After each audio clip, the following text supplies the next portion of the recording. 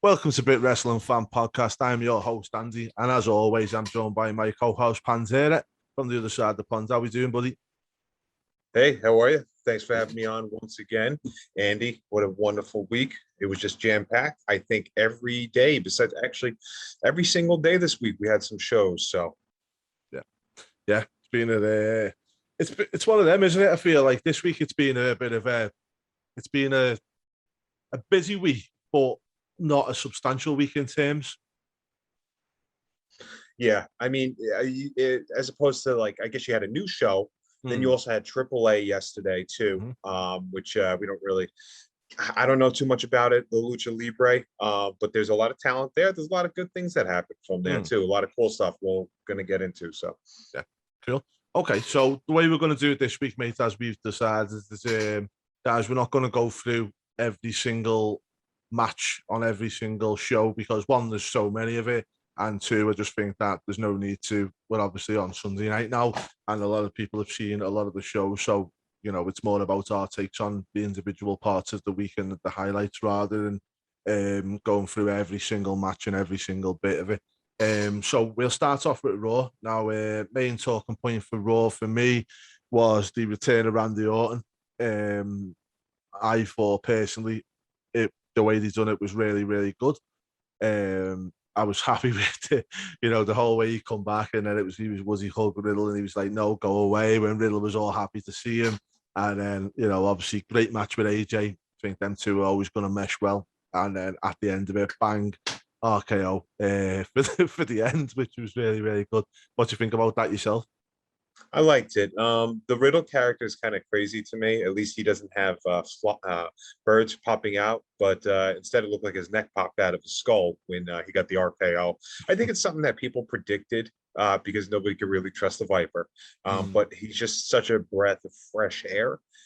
Always, like I said a couple weeks ago, he's been one of those guys that they could hold their hat on. Even during the pandemic, they went to their hired guns. So, yeah.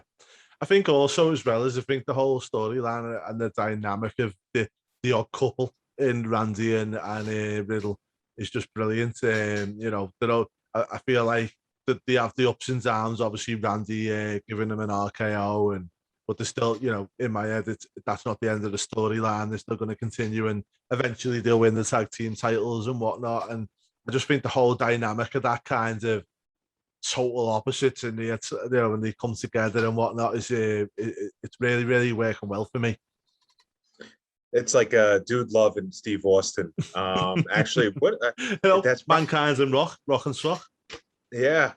I mean, without like the crazy different types of body styles and dress codes. But yeah, you kind of like that. I think NXT did that with Killian Dane and Drake Maverick a few months ago. And it was kind of funny because Drake actually changed their entrance theme to something very hokey pokey. And, Killian Dane just looking around like, that's not come on, dude, look at my beard. But it's always a recipe for success. It really is, because people just go, hey, embrace each other. Another one, head cheese. Oh, massive. Yeah. I think that for me personally, as well as it's shown that Riddle can operate at the high level. Randy was gone for a number of weeks, and for me personally, it didn't feel like he was gone because of the fact that Riddle was there and Riddle was banging the Orton drum and this is for you, Randy, and all that stuff, and he kind of kept it all going on his own. And I think that's showing that, to Vince and whoever else backstage, that he can operate at that higher level. And I believe that he's, certainly got a Royal Rumble win or a title program in his future. I think by him showing what he can do with Randy, it's proven that. And, I'm happy to see it when it finally comes. I like it because I think that they're high up on him too, because remember, what was it, a couple months ago when he did that promo with Asuka and forgot his lines and they had to walk right off stage and then they just cut the commercial. But it was the first time I've ever seen Asuka genuinely look confused. And that wasn't even a language barrier thing. She was just like, oh, I guess the segment's done. Usually I would expect something like Vince to be all over that. and or anybody that's agenting that whole ordeal to be like, hey, look, all right, send him down. He ain't ready. But they obviously have plans for the guy, and I'm happy about that. And you can tell how much plans they've got when they sprinkle some Cena dust on you, which is obviously the treatment Riddle got the other week as well, wasn't it? With the, as I like to call it, the bro off that they had. And, you know, and obviously putting him in a program, Randy Orton as well, speaks volumes, because obviously eventually that them two are going to implode, and then we're going to have the Riddle versus Orton storyline, which, you know, Riddle potentially will come out on top on, and then we're off to the races with Riddle. But, you know, you're quite right in saying we can see he's destined for big things at present. But apart from that, mate, I think, you know, looking at as a whole, we had Nikki Ash versus Ria Ripley. Charlotte come from nowhere for the huge finish. Very predictable. Any thoughts on that before we move on? They're stalling something. I guess they have a couple of different weeks to kill before they do anything with the women's title. So it's just going to be the same rhetoric. I think it's kind of cheap for anybody that pays to go see the show, because it's just like, oh, well, I could have stayed at home and watched this same exact thing. And the reports we got from the backstage, from the show as well, is that the crowds really weren't that into Nikki either, which is quite sad. Whether that's just, you know, that arena because the week before they was into her, so I don't know. I just feel like if they're going to keep the belt on her, they need to get it out of this feud and move it on. It's been too quick, though. Usually if somebody changes their gimmick, it's not like within a month they get a title. That hasn't happened often in a really long time. I can't remember the last time that really happened, but she changed it, and then all of a sudden now she's the champion. Yeah, but I feel like once they get it out of this feud, obviously I feel like they had to do this because of the way she won the title and whatnot. But I think she retains the title, and then she goes on to an absolute ready-made feud with Alexa Bliss. Yeah, good versus evil. You know, obviously Alexa Bliss is the evil bad guy, and Nikki's the superhero. It just writes itself, doesn't it? I guess. You know, do you think? I agree that that's the plans that they have, but I'm just so done with the Alexa Bliss thing. Like I said, she doesn't. It doesn't make any sense to me when you're the supernatural power, and then 3 days later you're crying because your pet pig died on Twitter and sending out a video. You know, to me, just cut with the hokey shit. And I think that, you know, excuse me, but I think that a lot of times if you just chalked it up and said, you know what, we're done, I think that the crowd will respect you more, because you're not getting treated like a little child. No, but at the same time, I think that, you know, it's all in your dance partner, isn't it? Do you know what I mean? At the end of the day, Hulk Hogan wouldn't have been the man he was without the likes of your Earthquakes, your Andre the Giant, you know, Yokozuna, whoever you want to say. He always had a big guy to have a kind of feud with, didn't he? And without them, Hulk Hogan isn't the Hulk Hogan he was. And I feel like maybe the same is for Alexa Bliss. Maybe she just needs that right dance partner. You know what I mean? And I get what you're saying about the Twitter stuff and the Instagram and whatnot. But at the same time, you know, let's look at Prison Break. You know, Teabag. Look how evil he is. I bet you he's got an Instagram somewhere where he posts pictures with his family and whatnot. And, you know, one thing, as much as we don't like to admit it, it's entertainment and it's a program. So you've got to, you know, don't get me wrong, I believe that there's got to be some kind of realism to it, but the stuff like Instagram and that just always water off a duck's back to me, because I you know, that's Lexi Kaufman, it's not Alexa Bliss to me. Do you know what I mean? Two different people and two different, you know, kind of things. Obviously, one's real life and one's a television show, and I think, you know, especially with the way the world is today, it's always going to be that case now. Yeah. Unfortunately, kayfabe's dead. You know, for the most part. Although you don't see Roman Reigns tweeting too much in that way of, "This is me and my family." You know, you don't really see that, but yeah, I do think that the program and the promos themselves could really be awesome if you know, for WrestleMania, you know, or something like that, or Survivor Series, Nikki versus Alexa Bliss. Unless they do a Survivor Series, and you have Team Good and Team Evil, and they all dress up like Nikki's. You know, that could be cool.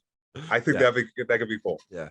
As I say, I think it's a feud that could go on for a little while, and it's a great little feud for it to be, and it gives Nikki that long title reign and whatnot. Do you know what I mean? But anyway, I think Raw for me, it was an average show. It was about. I'm not even going to give it 3 out of 10. I'm going to give it 2 out of 10. And then we move on to the NXT. So NXT, for me, not really a great show this week. It was what it was. I think like NXT are in a kind of limbo at the moment. I know they've got the TV deal coming up soon. And obviously I know they're looking to make a lot of changes backstage. I just want to make one thing clear. I've said this on some of the Wrestle Buddy podcasts before when I was on that one, and I've said it a couple of times, is people keep saying that NXT is dead. NXT is not dead. NXT is getting put back to what it always should have been, and that is a developmental territory. I feel like during this so-called Wednesday Night Wars with AEW, I felt like that got lost, and they started making it into a kind of a fair brand. And I think like now what they've realized is no, it doesn't need to be that. It needs to be a developmental, and that's why it's going on. As we said the other week with people losing their jobs, I don't like that. I'm not a fan of that. But at the same time, WWE gets stick for keeping older talent and not doing nothing with them. So if you're not going to do nothing with them, let them go. But also, if you've got, how many people have we got in the performance center that haven't even made it out of the performance center into the NXT rings yet? Do you know what I mean? So unless we move people on, we can't let the other one go in. And, you know, you can say it's a conveyor belt. Well, yes, it is, because it's a developmental and people only develop for so long, and then it's got to be either move on or do something with them. So if they don't make the conveyor belt and go onto the main roster, we need to get them off and let them go and perfect the class, the craft elsewhere. And then let's carry on with the conveyor belt of talent. Let's get the the development going again.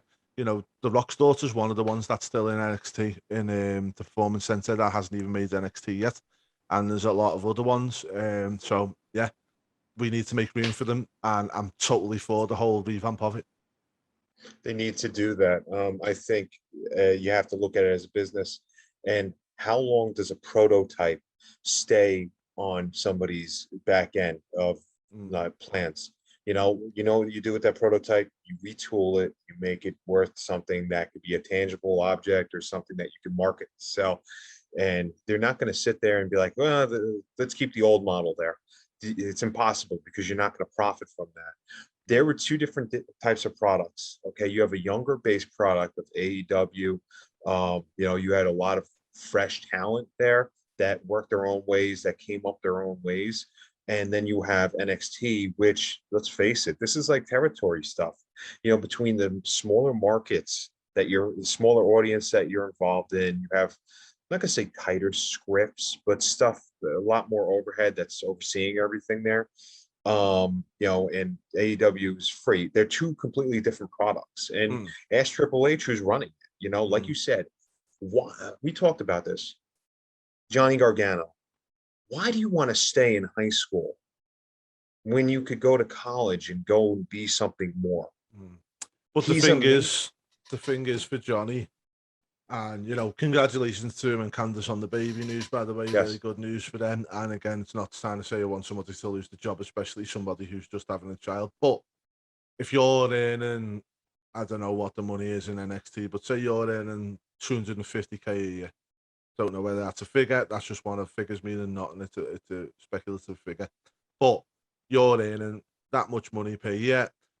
You're not having to work a lot of dates. You work in the performance center. You work on the shows that they have nearby your hometown, potentially, or where you live. You don't have to do a lot of traveling. You're getting all that money, and you're comfortable. You know, you're not going to want to rock the apple cart. you're going to want to stay where you're at. Now, if Johnny Gargano was to leave WWE, he finds himself in a different situation. Then he goes from this money, comfortable living to next minute, he's got Johnny Gargano bookings at gmail.com.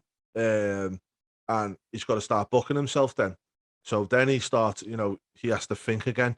The creative juices go because he's got to come up with a new character because he can't obviously take the one from WWE.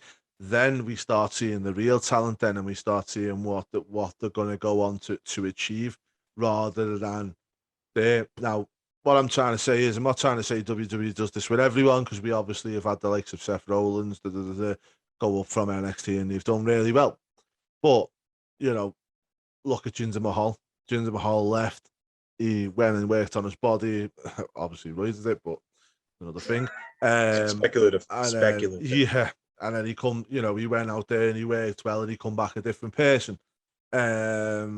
Christian was another one, done really well in WWE in the tag team division, went to TNA, become a world champion, and then he come back and there we go. You know what I mean? Obviously, he's gone to AEW now, I know that, but he did become a world champion in WWE at one point. So all I'm trying to say is you may develop straight away through NXT, go into the main roster and have a great career. It could happen. Well done. Great. But at the same time, you may get released by WWE. That's not the end of the world. It just means that you've been released because it wasn't working at that time. Now, if they can't find what to do here, you need to go out and find what to do with yourself. And then you will become what you should be. And then hopefully one day you may come back to WWE or you'll go on to forge a great career in an AEW or somewhere else. But Absolutely. Again, what you're saying there, the current formation of NXT does not work because you do get the people who just sit there in the limbo, as you quite rightly say. They're not getting any further to the main roster. They're not getting anywhere else. They're just sitting there in NXT in a comfortable position. And unfortunately, NXT is not built for that. So that needs to stop. And then we can move them on to wherever else. And we hopefully will start seeing some better talent off the back of it. I think you're absolutely right. I mean, time to refresh. The only thing is that I guess they just don't want to go to Raw because it really hasn't been the best. But luckily, not to touch too much on what the NXT programming was. It was nice to see Ted DiBiase again. But I watched the main event of Pete Dunne and Ilya Dragunov. It was just so fun. It was just fun to watch, because Ilya's just got such a presence to it, and like you actually feel getting hit from him.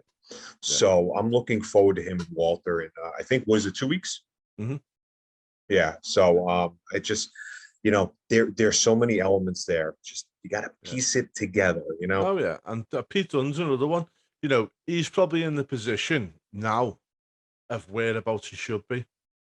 He's come from NXT UK. He's established himself on the NXT main brand, which in turn has introduced him to the American audience, where now if he was to walk down a road and see a wrestling fan, a US wrestling fan, sorry, they would turn around and go, look, there's Pete Dunne. They would understand who he is and what he's about. And he's going as I say, he's in the main event there and whatnot. And I feel like he's not far off from either a main roster call up, or if they don't fancy him on the main roster, he will leave. But one thing I will say for Pete Dunne is he's probably in a better position now than when he first joined WWE with the NXT UK, sorry, because now we've got the emergence of AEW, Ring of Honor is starting to start back up again. We had a big New Japan show last night. Impact Wrestling's there. So there's a lot of options. I mean, me personally, I think he will go onto the main roster. I believe he will because I feel like we need a bit more UK talent on the main roster. And WWE aren't soft. I know they've got Drew, but they always like to have a few other UK talent on there as well. But I say it'd be very, very interesting to see what they do with Pete. I still feel like Walter, we won't see on the main roster just yet. I feel like we could eventually. I think he's got such a mystique going right now. There's no need to bring him on because people know about him. No, He's not even needed. He's just a no. menacing figure. And also, I feel like with him flip-flopping between NXT normal and NXT UK, he's bringing viewers with him from the, obviously not from the NXT UK, but from the main roster, main NXT to the UK version. So that's only going to help matters. And as I say, again, going back to Gargano and people like that, is I'm not saying that you shouldn't have some of these on the roster because you need them. You need them to, one, carry the show a little bit, and two, help this and nurture this new talent. And Walter is probably a prime example of that. He is critical in my eyes to the success of NXT UK. Agreed. Absolutely agreed. I think that it's funny because you just called it NXT UK. I figured you'd call it NXT normal and you would call us NXT US. No, unfortunately not, mate. Yeah, NXT UK is NXT UK. Okay. But yeah, I think we'll move on from that then because NXT again, I didn't think it was great. It done its job. It got us through another week. I feel like this week coming up, maybe it's me just being hopeful, but I am hopeful that we're going to see some better shows this week with the SummerSlam weekend coming up and the buzz going, Yeah. and obviously we've got to finish off the cards and whatnot. So yeah, I'm hoping we see a little bit more from that. Okay, The go home. yeah, right. So let's move on to Dynamite. Again, wasn't overly impressed with Dynamite. Solid show. I haven't really got a lot of issues with it. I haven't got nothing bad to say, but I don't feel like anything great happened. One thing I will say is I feel like the Five Labors of Jericho come to a very big anticlimax. Obviously we know he's going to face MGF next week, and that's the climax. But I feel like Wardlow, and this is no offense against Wardlow, but I felt like the way they done the first three was very, it was so well booked, and it was such a surprise every week, and it was keeping on the toes in a team like, they were ramping it up. But for me personally, Nick Gage should have been the fourth labor. Should have been like, okay, well, you've beat the past in Hoovy, and then, you might fail Swadlow or whatever else. And then it's like, okay, in order to face me, you've got to get past the king of the death matches. And also, if you do by some miracle get through this and make it to the match with MJF, you're going to be coming as a broken man. Do you know what I mean? Yeah, I think that you're kind of like staggering things. It's like, right, you should start with just a regular match, then it goes to chair, then it goes to off the top rope, then it goes to death match, and then it's like, make me the final boss. Some people thought that Goro was harder than Shang Tsung. So, and that's why it's like, all right, you could have had, they were like interchangeable, Yeah. but to some people, but, I don't like, I think people are just exhausted by it. I think the other the what is it? The no Judas to me is just like, I it's not. personally think that's a good. Do you know what? I think that's a really good move by AEW. That I see what you're saying. You want that effect. You want this to soothe Chris's ego even more, though. The song's 4 years old. I enjoy it. I don't know. I'll probably end up singing it when I go next month because I'm a sucker for good karaoke. Yeah, but don't forget as well as he's just about to go on tour with Fozzy. Also the bad MGF takes away the. You may be able to take away the theme music, but you can't stop us, the fans. We'll do it for him. And they're all just going to sing him into the ring, and it's. Do you know what I mean? Yeah, but they did the same thing at the end of Elf when they tried to get the sled to rise, and then Zoe Deschanel started singing Santa Claus is Coming to Town. And then James Caan sang it and just boosted the morale of Santa Claus and Elf. This is what it is. So in essence, Chris Jericho is Santa Claus. Well, apart from that, mate, as I say, it wasn't a bad show. Just a little point from me. Let me just see my notes here. I just wanted to make a point of was the first match of the evening, Kenny Omega and the Young Bucks, and it was the Seidel brothers. I was so impressed with their in-ring work, and Dante Martin. I thought the three of them were really, really good, and I'm not gonna lie, I haven't seen much of them, but when I watched them here, I was kind of like, I really enjoyed this match, and it wasn't because of Omega and the Young Bucks are good at the great in ring anyway, but it was the other team that I kind of really enjoyed their work. I like Mike Seidel. I like Matt Seidel. And Mm, I was watching, my wife does not watch one bit of wrestling. She knows what's going on only because she sees me watching it because it's on a lot. And she goes, "How old is that kid?" I said, "He's 20." She's like, "Wow." mm, She's like, "He needs a new hairstyle, but man, he's talented." But she even, but like the height that this guy had and the endurance, I mean, mm, I'm sure Jericho was probably sitting back there like, I remember I could have done that years ago. And it's just, he's a breath of fresh air. Matt Seidel, he's got to be what, 36, 37 yeah, years old. He's just, just in tremendous shape. yeah, The problem is that is it Dante Martin? yeah. Yeah, Dante came in for a hot tag, and I think the Young Bucks I saw, they don't know how to interact with that. It was weird. Yeah. If you rewatch the show, they bump in and one leaves, and usually it's, yeah, hit this guy, hit this guy, hit this guy. Kind of like that's how a Mm, hot tag is, you know. But instead, it just slowed down again because Dante punches one, and the other one just stumbles into the corner, and he has nobody else to combat him. It's mm, little nuances like that, but that's how Omega and the Bucks are. But mm, Dante, he's still green and he will only get better. I was just happy to see him. yeah. I don't like how he got the pin on him. I don't like that, because I think if anything, do it to a side out, do it to Matter Mike. Mm. Don't do it to this kid, because then you have the whole good effort thing. And you know what? It's short. They should give him some. Yeah. I think yeah, really good show all in all. A lot more to come from them. So the next bit that we're gonna go on to is Rampage. I just have one thing to say about that though. Of course, of With course. with the last one, I loved the match of Darby Allin and Daniel Garcia. Yeah. I thought that was a fun match, and it was Mm, two guys. There wasn't too much. There wasn't really spots. no. I like the Everrise guys.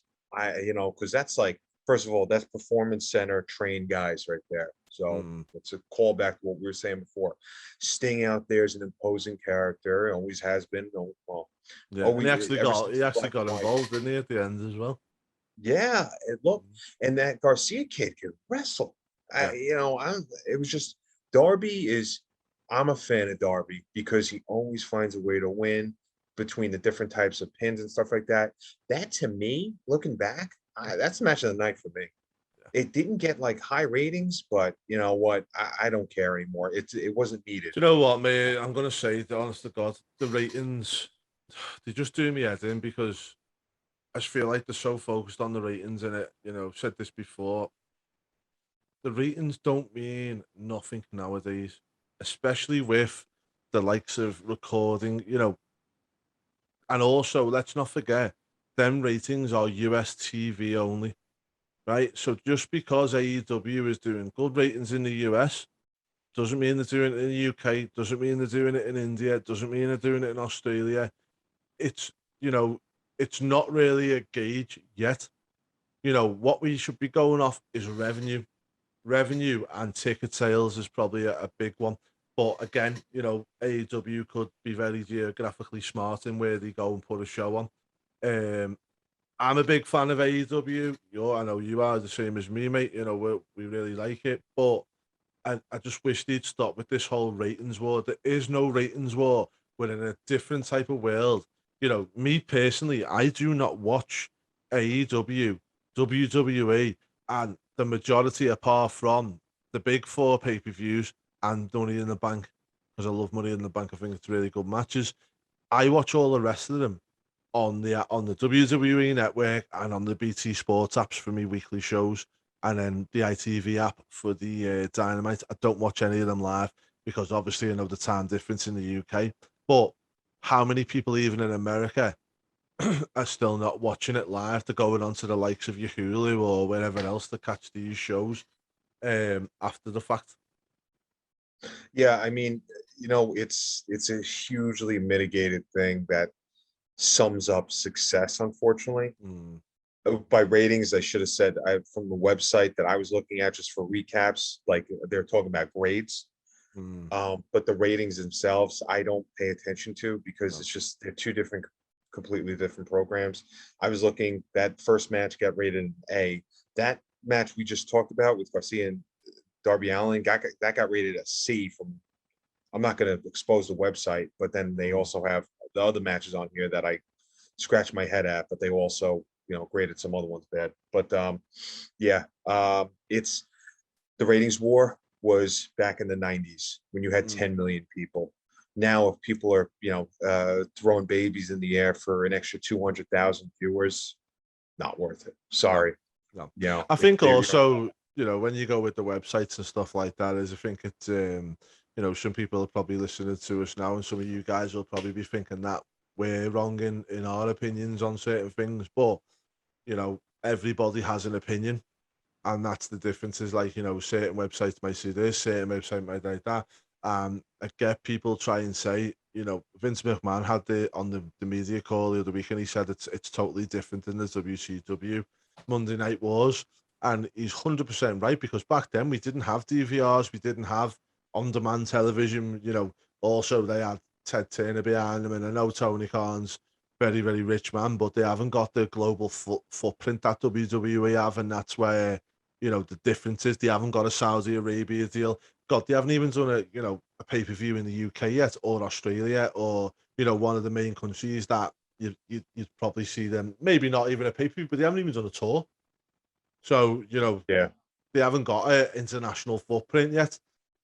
And that's what is going to be the tell time in time will come. But in the interim, hopefully, as we always say, mate, it's going to be really, really good for us guys as fans, because hopefully one company will push another. And as I always say, Pepsi and Coke live in a world together, so there's room for more than one brand.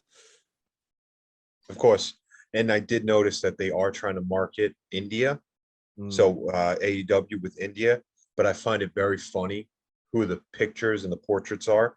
And it's like one superstar at a time. So far, I've seen John Moxley, I've seen Sting. mm. Everybody that they're marketing to were all ex WWE guys. Why not though? WWE've I got that full hold there, and they can bring the eyes to your product. Yep, Smart smart, business. smart. I think they showed Darby. That was the only one. Yeah. Okay. So, but I bet you he was with Sting, was he?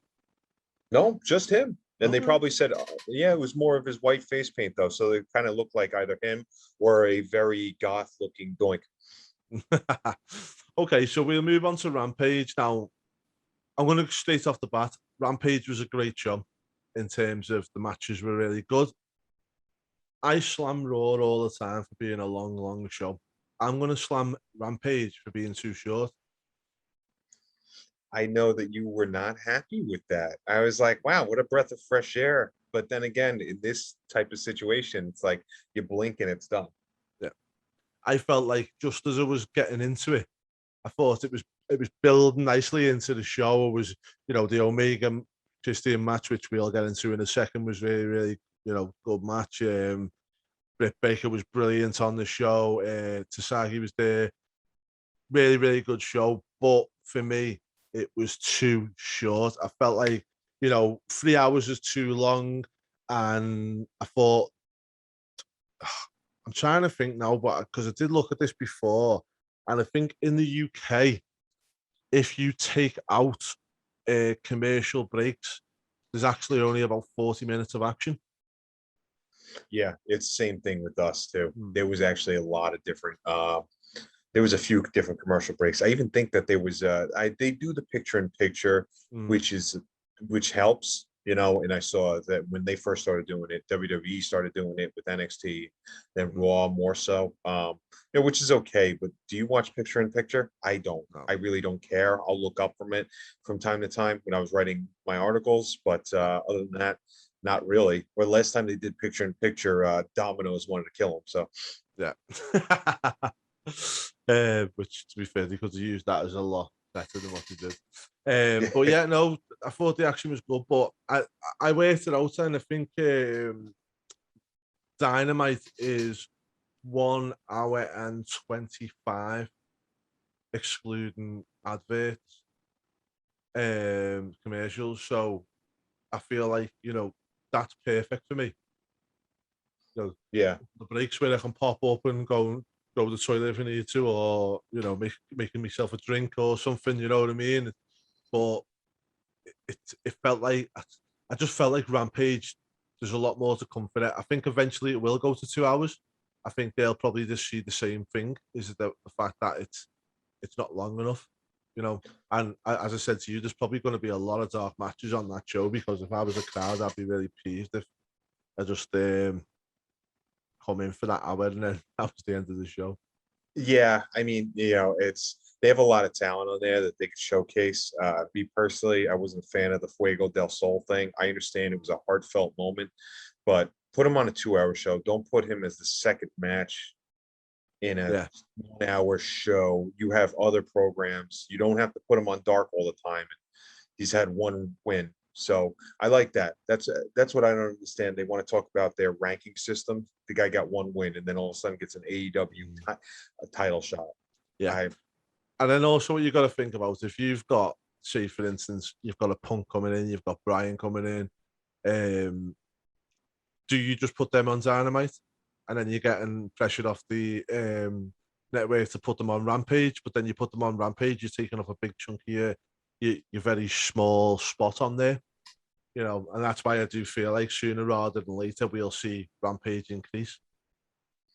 Yeah, I mean, you have to buy that time at some point. They have a good system with the 2-hour show, and I think that one's on TBS. So now you're back on Fridays on TBS. You're probably going to go back to 2 hours at some point in time. The only thing is that I would love to see what both companies do if they were both at 9 o'clock on Friday. So if you had 8 to 10 for SmackDown and 9 to 11 for AEW, I think that would just cause a lot of different, probably the best wrestling.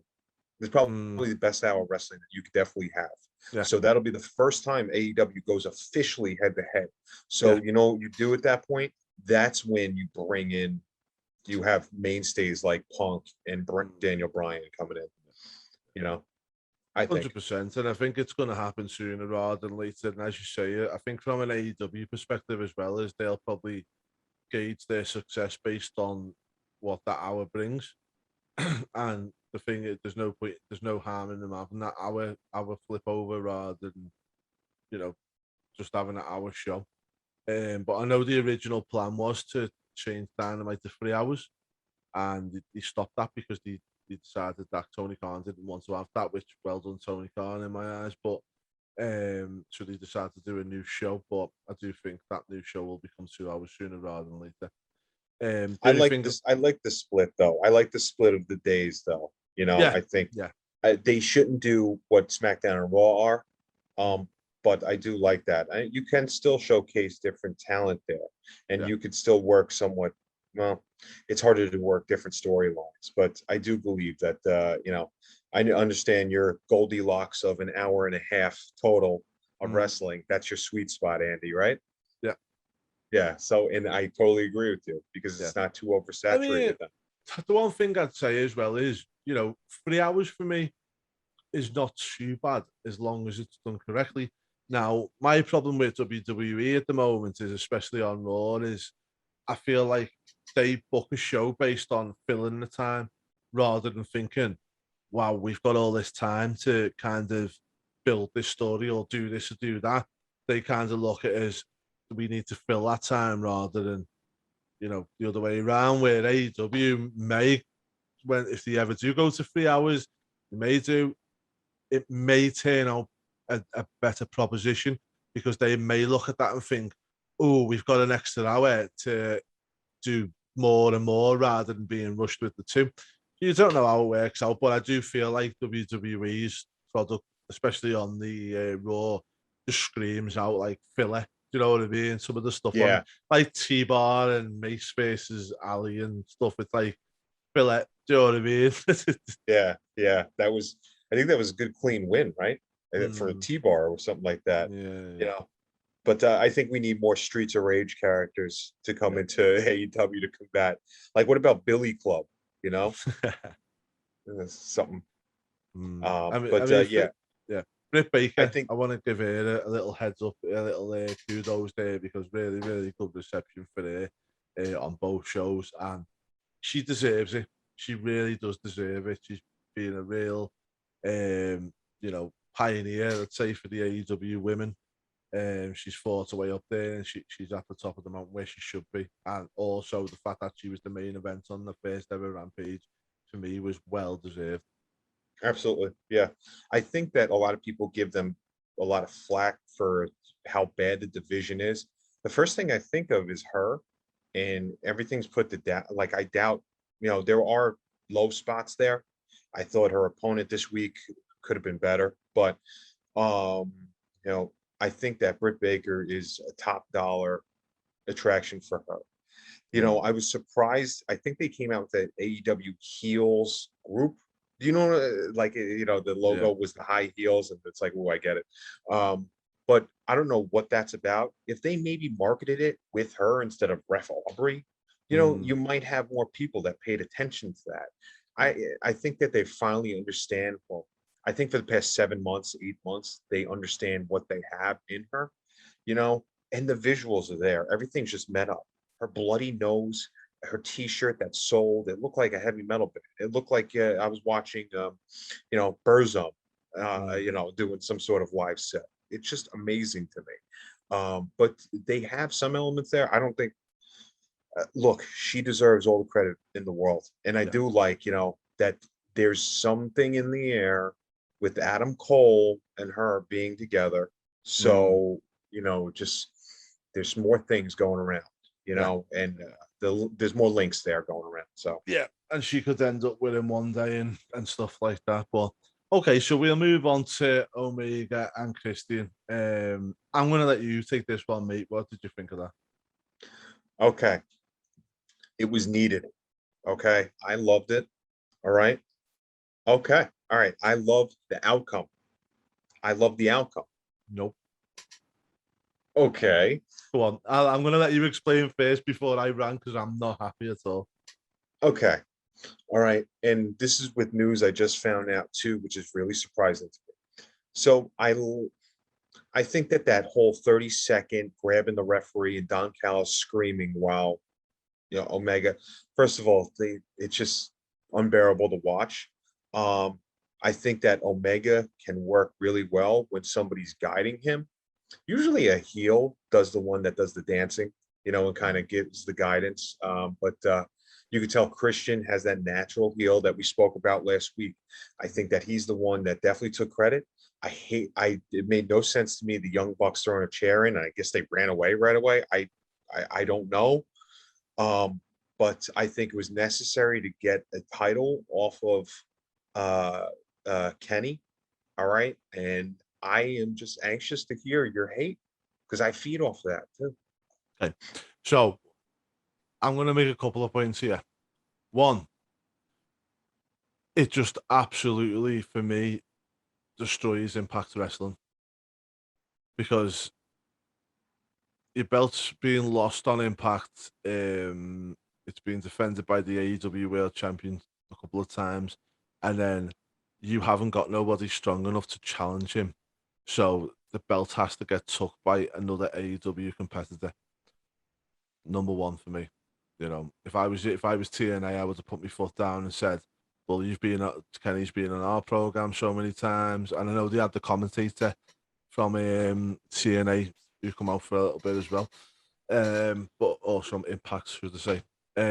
But I just feel like why couldn't we give Brian Myers that chance to win that? You know, Now it's the perfect setup for them because you mm, have an Edge head against Edge's brother.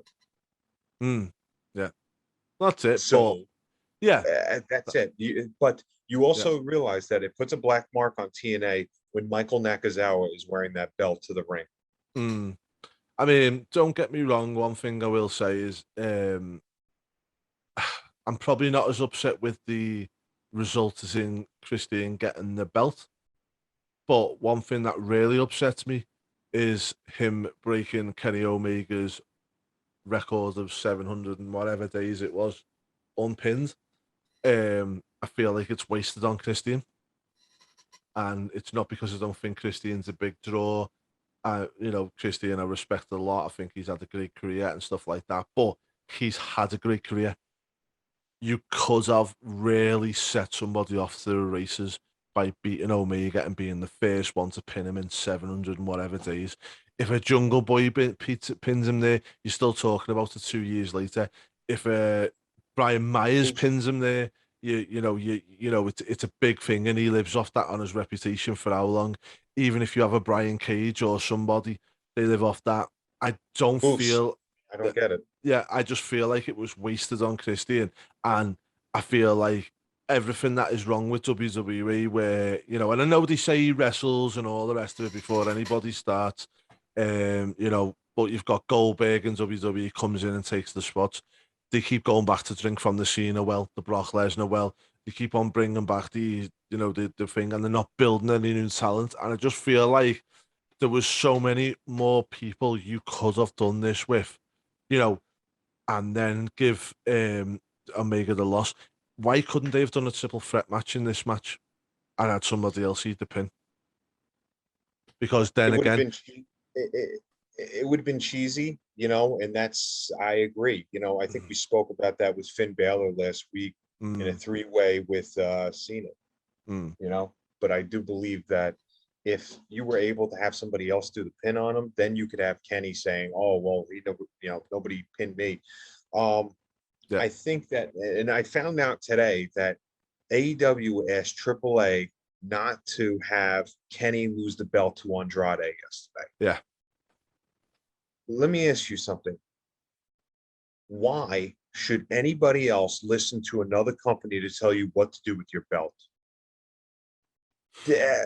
What? But if you still want to use that company's talent, then unfortunately you're gonna have to listen to them. And at the moment, AEW is the one in the position of power, because they're the one with the big TV deal, they're the one with the exposure, they're the one with the so-called better talent. Which I'm not gonna sit here and say that either of them promotions have got lesser talent than AEW, but the more established stars in an AEW is probably the better way to put it. And that's maybe why AEW can dictate a little bit more.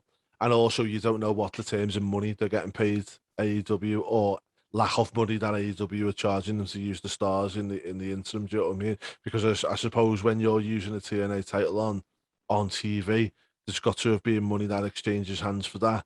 But then money probably doesn't exchange hands, because then they've got Kenny Omega appearing on their Slammiversary and etc. And then it all kind of works out. So it's a win-win for everybody. But it does look like AEW are the ones with the power play on this one. Yeah, but if Kenny's fighting Andrade at AAA, right, for a title belt, okay, and Andrade can't win even with Ric Flair in his quarter, okay, and Conan in Kenny's, which is really weird. And then Conan later on has to sell a figure 4. Conan right now, not back then, right now, he looks like he learned how to sell from Quasimodo. I don't understand why AAA has to listen to you. Maybe you're right with the whole talent thing, but then why is he losing TNA? Like A&E and AEW said, all right, we'll lose the belt here on our program. Okay. But then at AAA, we can't have Kenny lose the belt. They've had 2 really weird decisions in the past couple of days. Yeah. But at the end of the day, I think if you're AAA or Impact, as long as you're making money and this relationship's working and it's bringing the eyes to the product and the butts in the seats, then you're going to turn around and basically go, okay. Do you know what I mean? I think that's the way it is, isn't it? Look at it back in the day with ECW, and we found out years later, didn't we, that there was a lot of dealings going on between Vince and Paul at the time. We obviously know there's dealings going on between these because the way it is, but as I say, because of the fact that they AEW are bringing their championships up and showing them on national television and giving the talent over and stuff like that. I think because don't forget Kenny Omega's an executive of AEW. Ah, that's right. Yes, You the know, big wig. so Yeah. so the fact that he's on there says a lot about the relationships that they have. He's not just a talent. He's he's part of the corporate structure, as it were, with AEW. But Yeah. to go back to that, I think me personally, I wouldn't have let that match happen. That match for me, if I had them both them talents, I'd have it on television.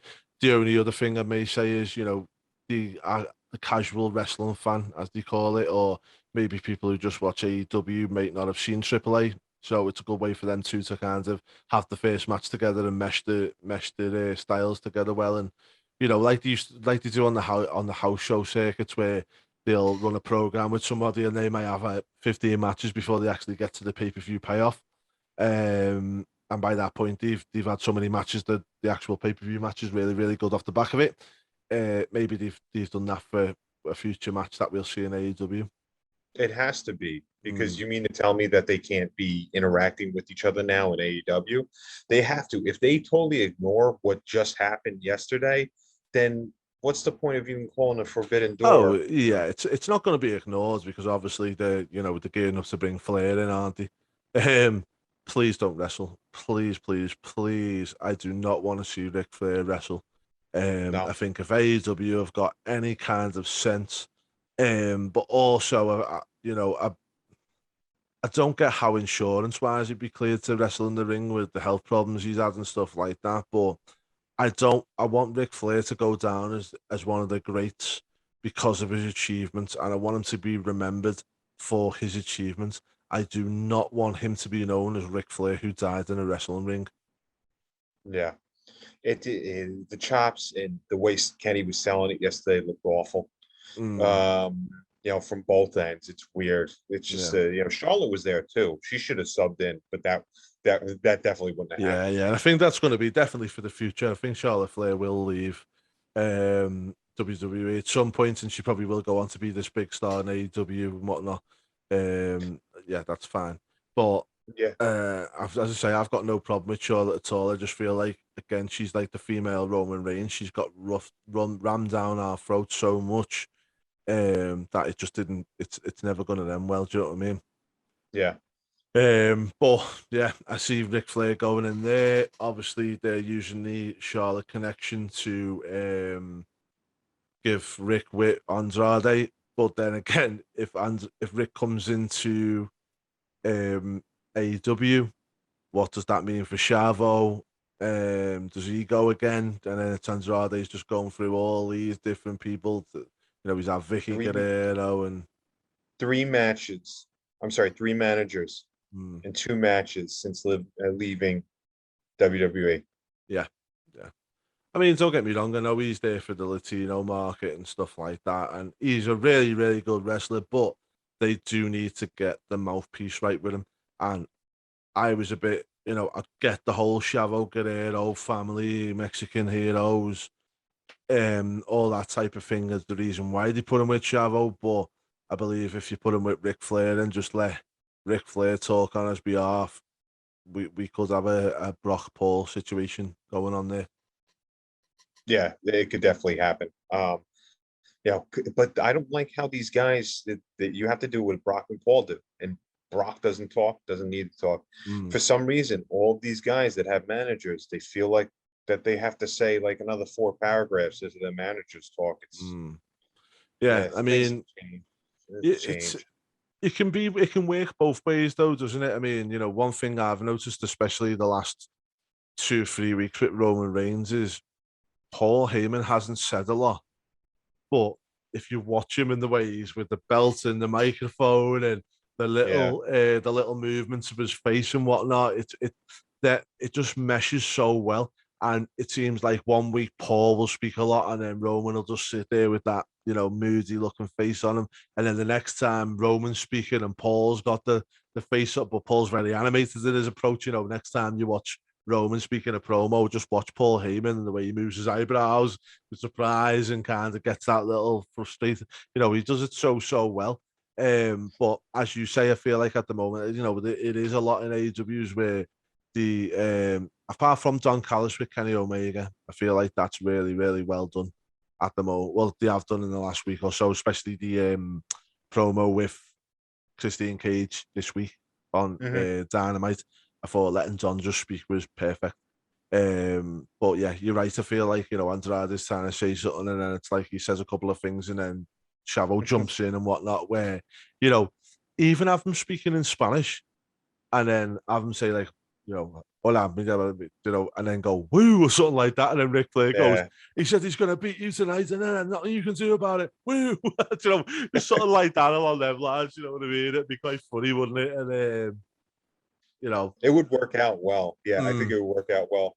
But I'm waiting for somebody to come in there. Like I was expecting, like, remember when Taz had Brian Cage? I wanted something to be like how Ted DiBiase spoke, and then Sid would shout something, and you couldn't understand what he was saying. Because Sid would point and then always point like this, like he's about to do the Darth Vader neck like pinch thing, but then he would say something and then blah blah blah, softball practice, something like that. So. Do you know what I'd love? I think it'd be brilliant. Is obviously Andrade's English is getting better all the time, isn't it? And it'd be brilliant to have it where Andrade just spoke in English, in Spanish, and he keeps saying he's staying in English, he's learning English, keep letting it going, and him like say for instance, he says something really angry in Spanish, really, really like dead angry, and then Ric Flair turns around and goes, he said he's sorry about that, but like something completely opposite, or he says something really soft, and then Ric Flair goes into this rant, he's gonna beat you down, he's gonna do this, and then eventually, you could have Andrade looking at him and then go, I didn't just say that. And then, do you know what I mean? It kind of brings him into the old English speaking then. And, there's a lot of possibilities, isn't there? Yeah, like you could just sit there and say, oh, well, trust me, you did say that. Yeah. Or have Funaki come in and say, indeed. That always worked. That always got over. No, but as I say, I think with Flair, you could have Flair kind of manipulating them and kind of, all that stuff. And there's a lot that you could do there, isn't there? I hope that the young fans that listen to us, they look up what Funaki and Indeed is. Okay. Indeed. Yeah. I miss Kai inside. Brilliant. He's still a backstage worker for. He's the commentator now, isn't he? Yeah. They show him whenever they pan during like WrestleMania. They show him, and he's always got like this. Yeah, they go SmackDown #1. Okay, so with that SmackDown #1, we will move on to SmackDown number one. So on SmackDown this week, big talking point for me is the Reigns Cena promo. Now, WWE need to take note. Vince McMahon, take note. This is what happens when you let people do their own promos. Yes. Yeah, this is when you actually have the talent that you brought them in for, that you first scouted them out with, and then you kind of nourished and made them your own. You knew that they had different elements. There's guys that you call green, you charge them up, you let them work, you let them talk, you have promo class, you let them do that, you give them pointers, nothing scripted, nothing where they have to feel like they have to memorize the whole thing, and if they mess up, that's it. Sometimes it's got to come from the heart. That's why I feel like all these promos should be kind of shoot promos. Mm-hmm. Well, as they always say, mate, the best wrestling that we have is when it's an extension of a person or when it's, a real life scenarios. And in this one, you could see with the Nikki Bella bit and the bit about, they ruined Dean Ambrose. And I just thought, and Seth Rollins, sorry, I just thought it was really, really good. And, got people thinking. And it actually got me more intrigued for their match at SummerSlam than what I have been more than I have been in the build-up so far. You know, I feel like for me, considering SummerSlam is a stadium event, I Mhm. feel like the whole build-up's being really just drab. Probably the best way for it. Underwhelming. I'm not too excited for it. I Mm, think that the NXT takeover is probably going to be the better outcome. mm, yeah. And also we've got the Rampage edition, special edition from Chicago. Mm. From Uh, Chi-Town, yeah. yeah, or as my 10-year-old son oh sorry, my 11-year-old son now likes to call it, Chicago. Really? So it's like Chikara Pro. Okay. See, So it's so funny. I'm gonna have the little one. I gotta make them learn how to say towns over in the like I don't know, maybe something like Dubai. mm, I'm sure it's gonna be Dubia, something yeah, like that. yeah, yeah. It takes them a while to get pronouns, is what they like to learn. Yeah. But yeah, yeah. You want to see some of them in the UK. There's some towns in like Wales that's got Abercrombie, or Llandudno, but it's spelled like totally different than how it's ends. Prestatyn. There's lots of different places that are spelled completely different than what they actually are. So you know, Well, that Long Island where I'm from is all Native American names. mm, So you have the Shinnecocks, you have what is it? Manhasset, you have all these names, even Hamptons, Hampton Bays, Amagansett, all that stuff, mm. So trying to look at some of the street names, you need like a thesaurus to figure out what the hell you're looking at. Cool. Well, anyway, back to wrestling. So Chicago, we've got Rampage, which I'm looking forward to. I think this week we will get a bit of an acceleration in terms of what the actual plans are for SummerSlam, because we haven't got a lot of matches so far, and it's No. as I say, it's a stadium show, and I feel like there'll be a lot of surprises on the night. We'll see a few bits and bobs coming in. What we see, I don't know yet, but obviously we'll do that on our predictions show that we'll do before SummerSlam. Yes, But absolutely. yeah, I just felt like the whole, even the the Bianca Belair, Sasha Banks, I think obviously they've delivered before, and we know they're going to deliver again. Um, I don't know where they're putting Carmella and Zelina Vega as a slang that we're going to see Becky Lynch on the show, and maybe she'll come to um, Bianca's aid.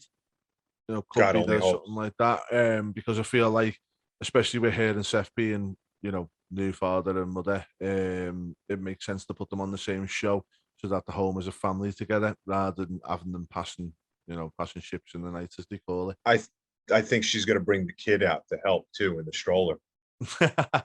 The kid's going to hold on to Bianca Belair and swing. Actually, Wouldn't surprise me with them. But well, yeah, I sort of think that. But the one thing that just the whole segment I thought was okay with them too. It was what it was. It's getting us closer to where we needed to be. The only thing that I have questions is, and it's one thing that WWE just expect me to go, okay, Carmella and Zelina Vega are now with Sasha. Okay, that's just fine. Like, why are they there? Is she paying them? Is she promised them future title shots if she gets the belt? What is their reasoning? These two guys who are meant to be heels, who were up until last week adamant that they were meant to be getting the title, adamant they should be in the title picture, and now they've just kind of gone, okay, well, let's go with Sasha. And I just hope I, that they do like spell that out for us and tell us why, because I just feel like I need answering. they made them into flunkies, and that's not really. I guess if they got nothing to go with anything, they made them like B Squad. It's almost Mm, like Bo Dallas and how Curtis Axel were. I mm, don't know, but these guys are. I'm not going to get down the wormhole of that. But you know what she could have done? She could have used that money and paid Baron Corbin as the muscle mm. who needed the money. Yeah, yeah. Well, that was another Mhm. part I was going to go on to is Baron Corbin. When he robbed the money in the bank at the end, brilliant. Absolutely brilliant. Um, I'm not saying I want him to keep it, but hopefully, obviously we still want to see him get his just desserts out of it, but maybe he can trade it back for like an intercontinental shot and win the belt. And then we see, obviously, we know the trademark's being done for Happy Corbin.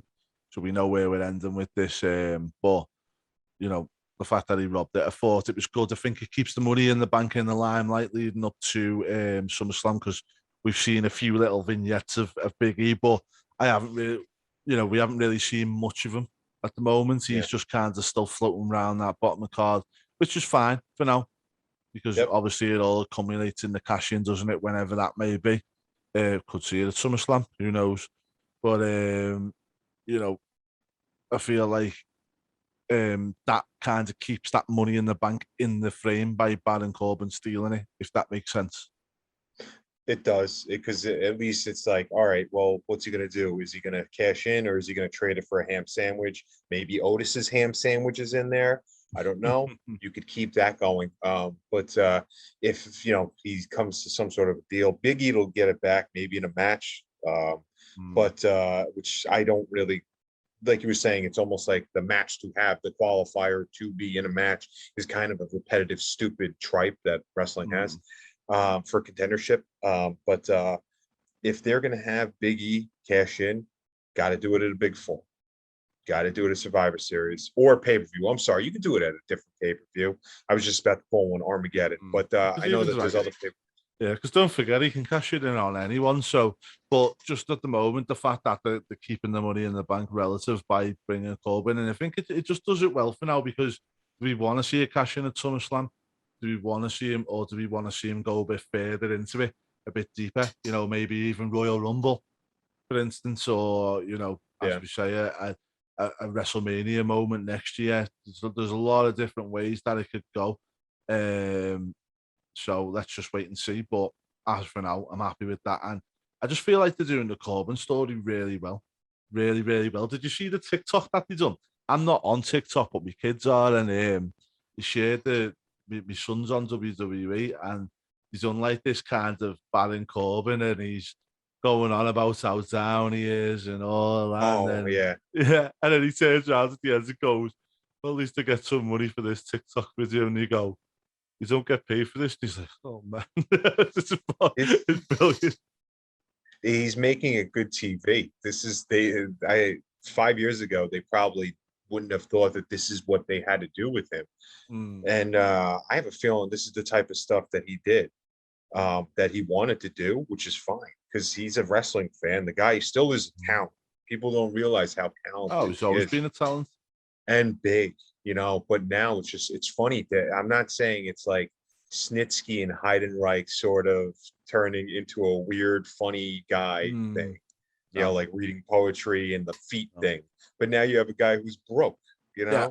And let's face it, it's a moral story. He's really good behind it, as well as the fact of somebody's really down, lost everything, and then eventually, hopefully, as it's looking like he's going to become Happy Corbin, and he's going to come back up again, and his fortunes are going to change it. It's a good rags to riches story, isn't it? You know what I mean? And as I always say, the best storylines are something that people can relate to.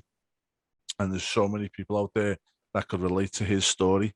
And the fact that he's gone from, the low down to the highs and whatnot, and he's at the bottom with nothing, and that can change. There's a lot of different ways we could go with this, but again, I feel like this is what happens when WWE tell a story rather than trying to force something on us. Yeah. Something, when you have the good talent, something comes natural from it, and that's what's going on here. And that's it, because sometimes, it's like Roman Reigns. It was like him. He's the baby face. He's the best, like him. I think they've done it with Seth Rollins a bit too much as well, where now it's kind of, we are seeing some of these progressive storylines, and they're starting to like people naturally rather than getting forced into it. And I'm liking it. Yeah, I agree. And there's natural progression more so with SmackDown. So that's why I think it's a better product. Not the greatest week in wrestling, but there's still a lot of high points that you could base off of. And hopefully this does lead into a good SummerSlam. Yeah. And as I say, I'm hopeful that some of the stories will progress, and there was some little teasers and bits and bobs that'll make more sense as these storylines progress and the feuds progress. Just one more thing I want to mention before we look to wrap up here, pal, is the CM Punk yesterday. I don't know whether you've seen the video or not. of him on commentary for MMA promotion? Commentary? No. Okay, so Sean Ross Sapp shared on Twitter this morning. Go and have a little check out of it once we've finished. And he turns around and he goes, "Oh, there's wrestling going on here." And he goes, "Oh, it's like rumors and stuff like that." And he goes, "Yeah, wrestling." And then he turns around and goes, "Oh, he's doing all right. He could be all right, couldn't he?" And it was kind of like and it's just like, as I say, it's obviously a messing around and whatever else, but it's just another little push towards his AEW debut. When is the surprise not a surprise though? In wrestling. Yeah. And then you still jump. Oh yeah, because the thing is, it's been with Punk. I think even if he come out right now and said, "Oh, well, I am returning to wrestling," I think until somebody sees him on a show, it's always get that reaction because it's been so many times kind of teased and whatnot, and it's never actually happened. And I think with AEW is, I know when they debuted Sting, he got a lot of stick off the network for not advertising him beforehand because they could have pulled in a lot more viewers, or so they thought. So I think the little bits and bobs that have been going on, the teasers on the show itself from like Darby Allin and whatnot, some of the teasers now from Punk that's going on, and the bits and bobs, is I feel like they're letting people know he's going to be there without actually coming out and saying it. Yeah. So, which will appease the television network guys without actually, ruining the surprise, I suppose. So what's the next step then? I guess it's just finding out what song he copyrighted next. If he's got any sense, he'll just come out to the same one. Yep. And then, obviously in Chicago, he's going to get a blast no matter what. And then we see what we're going to do from there with him. I think Brian will probably get a little bit later on after that. Yeah.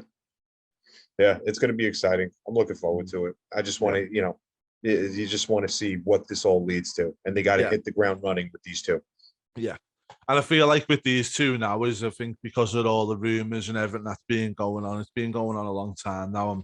I'm ready for them to debut, and then let's instead of us talking about them going there, let's start. We can start getting into the nitty-gritty of the feuds and stuff like that. Then.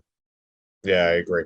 It's going to be exciting. They'll have a lot to do, but then they have to book it and make everybody happy. Yeah. Cool. Okay. Well, what we'll do from there is then we'll wrap up for today. So, guys, thanks very much for watching. Obviously, I know it's not been a great week in wrestling, but hopefully you've enjoyed us breaking down the bits and bobs of what we have done. If there's any suggestions, as I say, guys, please do leave them in the comments. It's always good to hear your suggestions and how we can further on the show and make it better for you to watch and make it more appealing. Obviously, we're growing as a channel all the time, and we're trying to grow this. So your feedback is really important to us. So do make sure that you pass it on as much as possible. As well as that, can you please do like the channel and like the video and subscribe to the channel as well. At last count, we've had a lot of views on the channel, but we've only had a small percentage that's actually subscribed to the channel. So if you're watching this video now, click that subscribe button, please, because it does help us out. In the time I've just said help us out, you could have actually pressed it. So, it's not really taking your time. It doesn't cost you any money, so I don't know why you wouldn't do it for us. And also, exactly, nothing. It's free. It's free. It's free. So it doesn't actually cost you anything, but it means a lot to us. So please do click that button. And also it'll give you a subscription, a notification when we go live if you click the bell, which we will be doing some SummerSlam reviews and stuff over the weekend. Obviously, we'll be active over SummerSlam weekend, and we'll be looking to do some live videos if that's what we like, eventually. But obviously, we need to see the subscribers grow for us to do them live videos, and them live videos would be brilliant, so we can interact with you live on the channel and talk to you, and obviously join in with me and Pantera in our chats and get your views on things as well, which is exactly what we want to do. And yep. So again, guys, thanks for liking and subscribe. I've been Andy, your host, and as always, Pantera. Cheers, my man. Thanks, my man. Appreciate it. I'll talk to you later on this week for SummerSlam. Yep. Cool, man. Okay, guys, again, I know, but I will repeat it. Please do subscribe to the channel and like the videos.